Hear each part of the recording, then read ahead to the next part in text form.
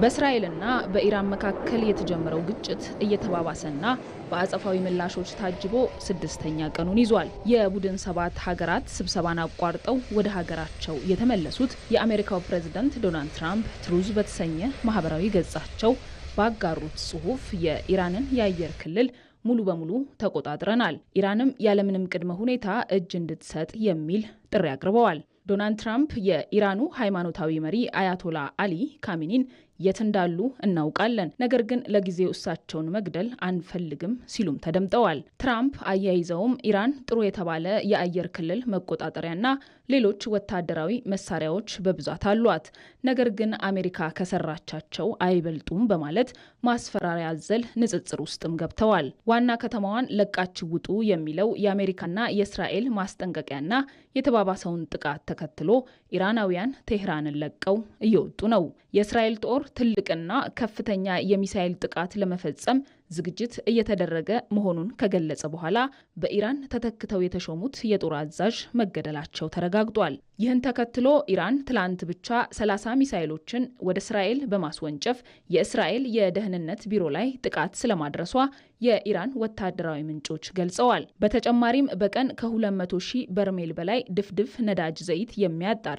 በሃይፋ የሚገኘው ትልቁ የእስራኤል የነዳጅ ማጣሪያ በኢራን ባለስቲክ ሚሳኤል ተመቷል። ማጣሪያው 60% የሚሆነውን ነዳጅ ለእስራኤል የሚያቀርብ የነበረ ሲሆን ጥቃቱን ተከትሎ በደረሰበት ጉዳት ሙሉ ለሙሉ ስራ ማቆሙን ሮይተርስ ዘግቧል። በሌላ በኩል እስራኤል በኢራን ሚሳኤል የወደሙ ቦታዎችን ጋዜጠኞች እንዳይቀርጹና እንዳይዘግቡም ከልክላለች። የትራምፕን ማስፈራሪያ ተከትሎ የኢራኑ ከፍተኛ መሪ አያቶላህ አሊ ካሚኒ በማህበራዊ ሚዲያ ላይ ባሰፈሩት መልእክት ጦርነቱ ተጀመረ ሲሉም ጽፈዋል። ዶናልድ ትራምፕ የቡድን ሰባት ሀገራት ስብሰባን አቋርጠው ወደ ሀገራቸው ከተመለሱ በኋላ ከብሔራዊ ደህንነት ቡድናቸው ጋር ተገናኝተው ተወያይተዋል። ቀጥለውም ከእስራኤል ጠቅላይ ሚኒስትር ቤንጃሚን ኔታንያሁ ጋር መነጋገራቸውን ዋይት ሀውስ ገልጿል። ሁለት የአሜሪካ ባለስልጣናት ለሲኤንኤን እንደተናገሩት ከሆነ አሜሪካ አማራጮችን ትመዝናለች። በትራምፕ በኩል በአሜሪካ ወታደራዊ ኃይሎች የኢራንን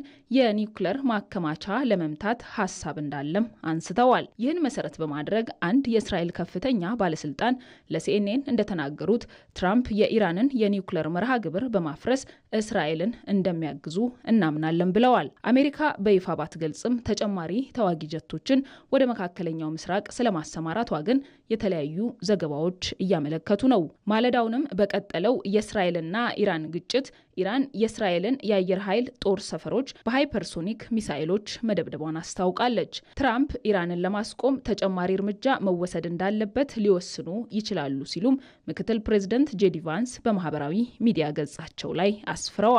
ይህ በእንዲህ እንዳለ የእስራኤሉ ጠቅላይ ሚኒስትር ቤንያሚን ኔታንያሁ በእስራኤል ጥቃት የኢራን የኒውክለር መርሃ ግብር በከፍተኛ ሁኔታ ወደ ኋላ ቀርቷል ሲሉም ተደምጠዋል። ኢራን በበኩሏ የምታደርገው ድብደባ ሁሉ እስራኤል የኢራንን ሉዓላዊነት በመድፈር በግዛቷ ውስጥ ለፈጸመችው ጥቃት የተሰጠ ምላሽ ነው ብላለች። በዚህ በአጸፋ በታጀበው ጦርነት እስካሁን ኢራን ውስጥ ወታደራዊ አዛዦችና የኒውክሌር ሳይንቲስቶችን ጨምሮ ቢያንስ 224 ሰዎች ሲገደሉ በእስራኤል ደግሞ 24 ሰዎች መሞታቸው ተገልጿል። ዛሬ ማለዳ ላይ ሁለት የኢራን ሚሳኤሎች ወደ እስራኤል ተሻግረው በቴል አቪቭ ላይ ጉዳት አድርሰዋል። ቀጥሎ ምን ይፈጠራል የሚለውን ለማወቅ ሁሉም የመገናኛ ብዙሃን ትኩረታቸው ኢራንና እስራኤል ላይ ሆኗል። ለመረጃው ቢቢሲ፣ ሲኤንኤን እና አልጀዚራን ተጠቅመናል።